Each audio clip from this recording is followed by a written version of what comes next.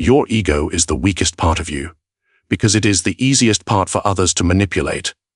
In this video, we will dissect the one strategy Machiavelli believed could shatter that weakness, harden your mind, and make you immune to the flattery, insults, and pressures that control ordinary people. In every kingdom, modern or ancient, the downfall of powerful men and women begins with a simple illusion, the belief that their ego is a shield. In truth, it is a leash. A ruler who cannot govern their own pride becomes a servant to those who can provoke it. Tonight, we expose Machiavelli's most ruthless insight, the art of crushing your ego before the world uses it against you. Here, stripped of comfort and sentiment, we examine the psychology of self-mastery as a weapon. No flattery, no moral sugar, only the raw mechanics of power. In every struggle for power, the first weakness a cunning adversary searches for is not your lack of resources, nor your lack of allies, but the soft, trembling pride you keep hidden beneath your confidence. Ego is the hinge upon which your entire psychological door swings, and once someone learns how to apply pressure to it, they gain access to your reactions, your impulses, and ultimately, your fate. So let us look at ego not as the grand monument you believe it to be, but as the crack in you. Consider how rulers of old were not manipulated through force alone, but through careful strokes upon their vanity. A whisper of praise here, a hint of insult there. A courtier who understood pride could do more damage than an army. Think of emperors who fell because a rival fed their ego with just enough flattery to blind them to betrayal. It was never their power that doomed them. It was their inability to step outside themselves and observe how easily they could be provoked. And ask yourself, are you any different? Do you not feel a rush when someone praises you? Do you not burn when someone dismisses you? Do you truly believe these emotional surges are signs of strength? Or do you sense, even now, that they reveal something far more dangerous? Predictability. For once your reactions can be predicted, they can be directed. All someone must do is touch your ego in the right way, and your path becomes theirs to shape. Imagine a modern example, a colleague who compliments your intelligence before subtly steering you toward a decision that benefits them. You accept their suggestion because your pride feels validated. You do not notice the manipulation because the manipulation works by disguising itself as respect. Or think of a rival who insults you just enough to trigger your defensiveness. In your rush to prove them wrong, you walk exactly where they wanted you to go, mistaking impulse for strategy. This is the psychology of ego exploitation. Not dramatic, quiet, precise, surgical. Manipulators do not attack your strengths. They attack the illusion you protect the most, the belief that your pride is an asset. But ask yourself again, if your ego can be played like a string instrument, whose tune are you really dancing to? History rewards those who learn to treat their ego as a liability. When a ruler refuses to be flattered, they become unreadable. When they refuse to be insulted, they become untouchable. Their enemies cannot provoke them. Their allies cannot sway them. They move not from emotion but from calculation. And because they cannot be predicted, they cannot be controlled. This is why the destruction of ego is not an act of humility. It is an act of strategic rebellion. It frees you from the invisible chains others wrap around your pride. It allows you to see compliments as tools, not truths. Insults as tests, not threats. Picture yourself as a fortress. If your ego forms the gate, then every stranger who knows how to knock the right way gains entry.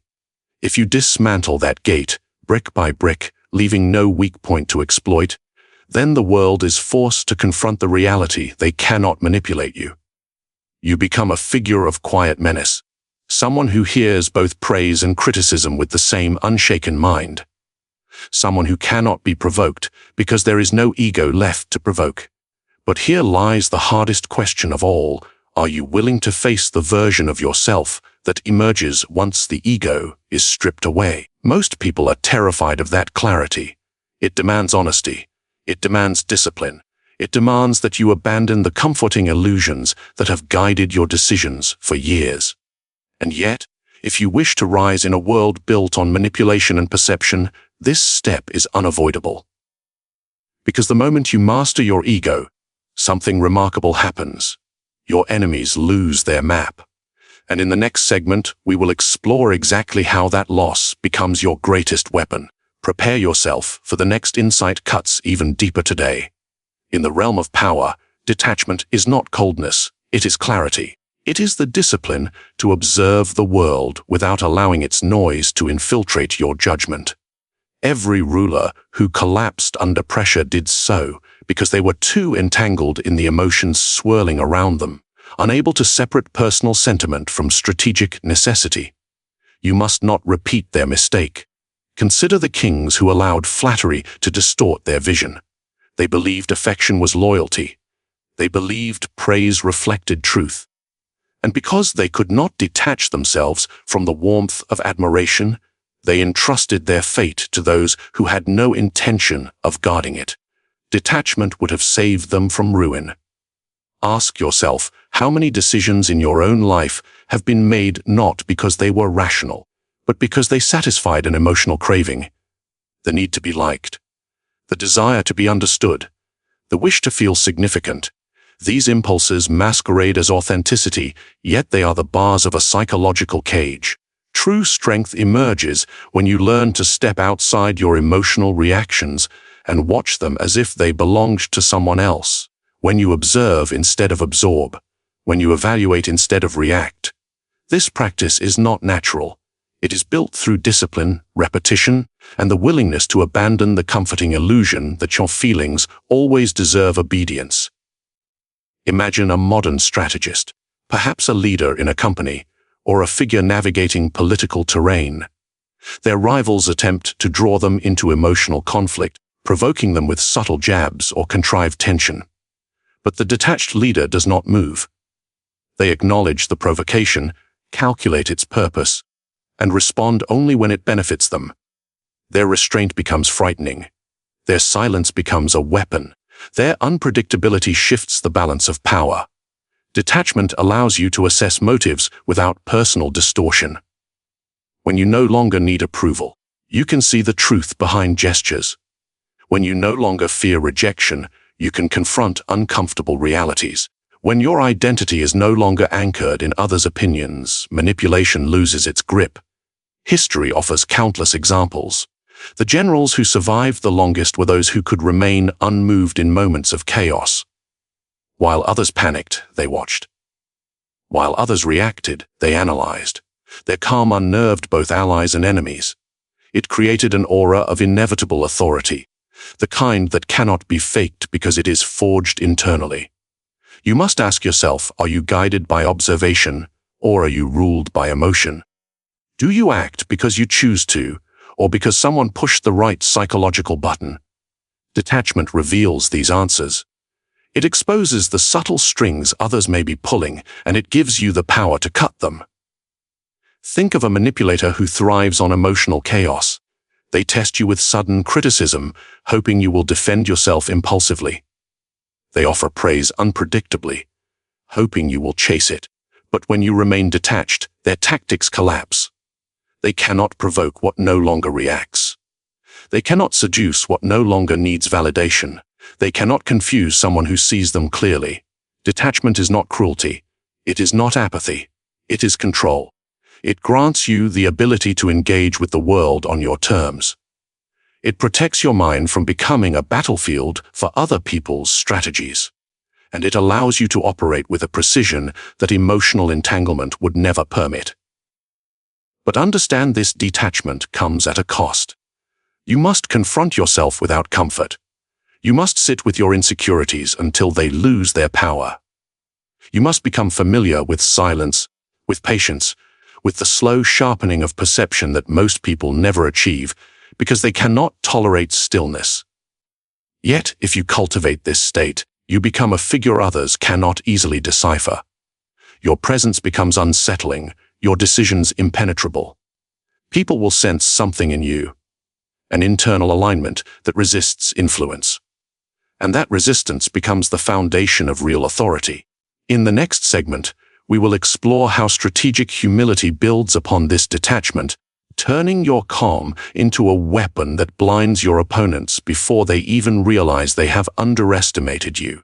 Prepare yourself now, for the path ahead demands sharper insight and an even colder strategic mind today. Strategic humility is one of the most misunderstood tools in the arsenal of power.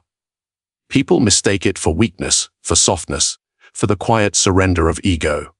But you, if you wish to rise above the predictable masses, must understand that humility, when chosen deliberately, is not a virtue, it is camouflage, a shield, a blade hidden beneath calm hands. Throughout history, the most formidable players were not the loudest kings or the proudest generals. They were the ones who allowed themselves to appear smaller than they were, to seem harmless, to look unthreatening until the moment they struck with devastating precision. Ask yourself, is it not easier to dismantle an opponent who never saw you coming? Is it not simpler to win against someone who has underestimated you? Think of the advisors who shaped kingdoms. Many held more influence than the rulers they served, yet appeared humble, quiet, compliant. They bowed their heads, spoke gently, deferred when needed. But in private, their minds shaped policies, alliances, and outcomes. Their humility kept them invisible long enough to weave webs no one could escape. They understood that appearing modest disarms suspicion, softens resistance, and invites trust from those who should fear you. Now consider your own life. How often do you reveal the full extent of your abilities? How often do you walk into a room trying to be impressive, trying to be acknowledged, trying to secure recognition? Every time you do, you waste leverage. For the moment others see you as a threat, they prepare defenses. They tighten their guard. They watch you. But when you present yourself as modest, when you let others believe they are superior, you gain access to their unfiltered behavior, their genuine weaknesses, their careless words. They speak freely in front of someone they do not consider a rival. They show you their blind spots. Their arrogance becomes your intelligence gathering tool. This is strategic humility, the decision to step back so that others step forward and reveal themselves. Imagine a real-world example, a professional environment where a colleague believes themselves far more competent than you. They brag, they offer unsolicited guidance. They interrupt you with confidence born from ignorance. If you confront them with strength, they become defensive. If you match their pride, you spark rivalry. But if you allow them to believe they are superior, they lower their guard entirely. They expose their intentions. They reveal their shortcuts and insecurities. And eventually, when the moment is right, you outmaneuver them with information they gave you inadvertently. Ask yourself, is it not more powerful to win without announcing your presence? To control outcomes without declaring your influence? Strategic humility also neutralizes envy. Envy is one of the most dangerous forces in any hierarchy, capable of crushing even the strongest individuals. But someone who appears humble, understated, and unassuming rarely provokes it. You slip beneath the emotional radar of others. You avoid unnecessary battles. You conserve your energy for the conflicts that truly matter. And yet, this form of humility must never become genuine self-reduction. It is a mask, not an identity. A tactic, not a transformation. You must always remain aware of your capabilities, even if others are not. You must see yourself clearly while allowing everyone else to see only what benefits you. Strategic humility works because it manipulates perception. People are wired to categorize quickly strong or weak, useful or irrelevant, ally or threat. By choosing to appear modest, you place yourself in the category that allows the greatest access and the least resistance. You become the quiet presence no one monitors, the shadow no one watches, the figure who moves freely while others battle for attention. But you must ask yourself a final question. Are you disciplined enough to hide your strengths? Are you willing to swallow your pride so that your influence grows in silence? Most people cannot. Their ego demands recognition. Their insecurity craves validation. Their pride sabotages their strategy. Yours must not. Because if you learn to embrace strategic humility, you gain a power far greater than arrogance could ever achieve, the power to strike from invisibility. And in the next segment, we will deepen this path further, exploring how turning your gaze inward, through ruthless self-interrogation, destroys the illusions that keep most people enslaved to their own impulses. Prepare yourself, for the next truth is far more uncomfortable. Self-interrogation is the most merciless discipline in the pursuit of power, because it demands that you confront the one opponent who can never be deceived, yourself. While others analyze kingdoms, strategies, and rivals, you must turn the blade inward and question every motive that shapes your decisions. Most people avoid this examination because it exposes their illusions, their insecurities, and the comforting lies they tell themselves to justify weak behavior. But you cannot afford comfort. You cannot afford delusion. You must be willing to dissect your intentions with the same cold precision you apply to your enemies. Ask yourself, why do you want what you want? Is your ambition guided by strategy, or is it driven by wounded pride? Are your choices shaped by logic, or by the need to prove something to people whose opinions should carry no weight in your life? Throughout history, rulers who failed to interrogate themselves became slaves to their own impulses. They mistook stubbornness for strength, anger for authority, desire for destiny. And once a ruler cannot distinguish between internal noise and external reality, they create the perfect conditions for manipulation, betrayal, and downfall. But you are not here to repeat their errors. You are here to question the stories you tell yourself, stories that often serve ego, fear, or insecurity rather than strategy. You must strip them away layer by layer until only truth remains, sharp and merciless. Imagine a leader in the modern world who constantly seeks recognition, validation, or applause. They convince themselves they are being authentic, but authenticity rooted in emotional craving is merely self-indulgence. When critics speak, they react. When admirers praise, they inflate. Their actions become predictable and therefore controllable. Now compare this with someone who interrogates every impulse. Before acting, they ask, does this serve my objective or my ego? Is my anger useful or merely loud? Is my desire strategic or simply emotional hunger disguised as purpose? This reflective discipline becomes a shield no enemy can pierce. Self-interrogation is not about guilt. It is about accuracy. When you can identify the true motive behind each choice, you remove the invisible strings others could pull. You stop responding automatically. You stop giving away your power through emotional reflex. You begin to act with intention. But this practice requires brutal honesty. You must be willing to expose your own vanity, your own cowardice, your own inconsistencies. You must examine the versions of yourself you prefer to ignore. Only then can you separate who you are from who you pretend to be and reclaim authority over your mind. Think of rulers who surrounded themselves with advisors who told them only what they wished to hear. Their kingdoms rotted while they clung to comforting illusions. Without self-interrogation, they mistook fantasy for fact, believing their desires shaped reality. Such rulers fall not by force but by blindness. Modern people fall the same way. They believe their intentions are noble simply because they feel noble.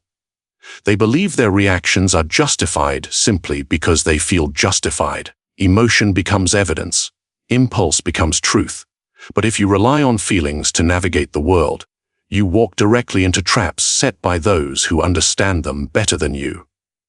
Self-interrogation frees you from this vulnerability. When you question yourself relentlessly, you become immune to manipulation that depends on emotional reflex. You gain the ability to see your motives clearly and therefore to see through the motives of others. Clarity becomes a weapon and consciousness becomes armor. But understand this is only the beginning.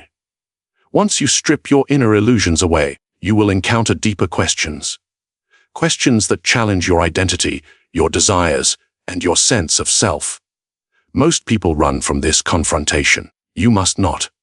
Power requires internal excavation, not escape. And in this excavation, you uncover the truth that terrifies nearly everyone.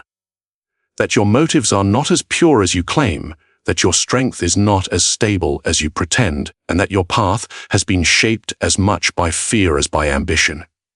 Yet this revelation grants you something invaluable: control, because once you master the truth within, no deception outside can bind you. And the next insight will cut even deeper. Power built on self, importance collapses quickly, but power built on self, control endures. When you look at the great figures of history, you will see that their strength was not in their pride, but in their ability to command themselves while others drowned in emotion. This is the truth most people refuse to accept. Controlling others begins with mastering your own internal chaos. Ask yourself, how many times have you acted not from strategy, but from wounded pride? How many decisions were driven by the desire to feel significant, acknowledged, respected? These impulses feel powerful, but in reality they expose you, they make you predictable, and nothing is more dangerous in the realm of power than predictability.